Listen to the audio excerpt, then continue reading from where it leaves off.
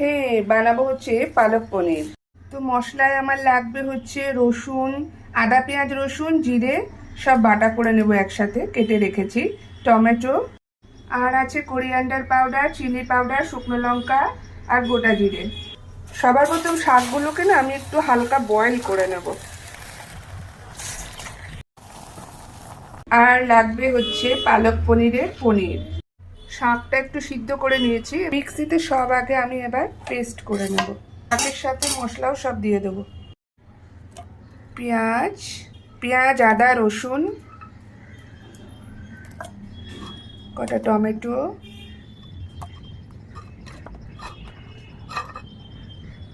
জিরা, গরম মশলা। বাটার হলে ভালো হতো, নেই তাই দেবো হচ্ছে কি ঘি। সাদা তেলেও বানাতে পারেন, আমি একটু ঘি দিলাম। ফোড়নে দেবো হচ্ছে জিরা, শুকনো লঙ্কা, হিং। হয়ে গেছে। কোথায় কি একটা মেশিন চালিয়েছে, আমার মাথাটাকেই পেস্ট করে দিল। এবার এটা দিয়ে দেবো। জাস্ট এবার ভালো করে কষাবো। দিয়ে দেবো বাকি টমেটোগুলো। বাবা, বন্ধ হয়েছে। মটরশুঁটি, ভালো করে এবার জাস্ট কষিয়ে নেব। কোরিয়ান্ডার পাউডার আর রেড মির্চ পাউডার, নুন, হলুদ, মিষ্টি। এবার কষতেই থাকুন আর কষতেই থাকুন।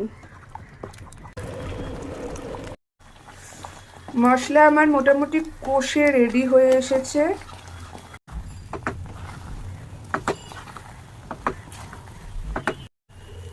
এবার দিয়ে দেব একটু জল।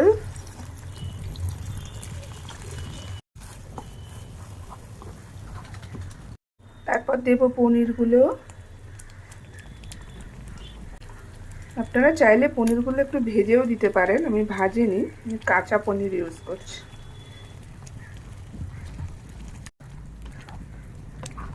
এবার একটু 2-3 মিনিটের জন্য ঢেকে ছেড়ে দেব, একটু আঁচ কম করে।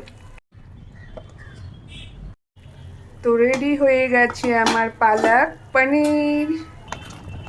আমি দিয়ে দেবো একটু ঘি।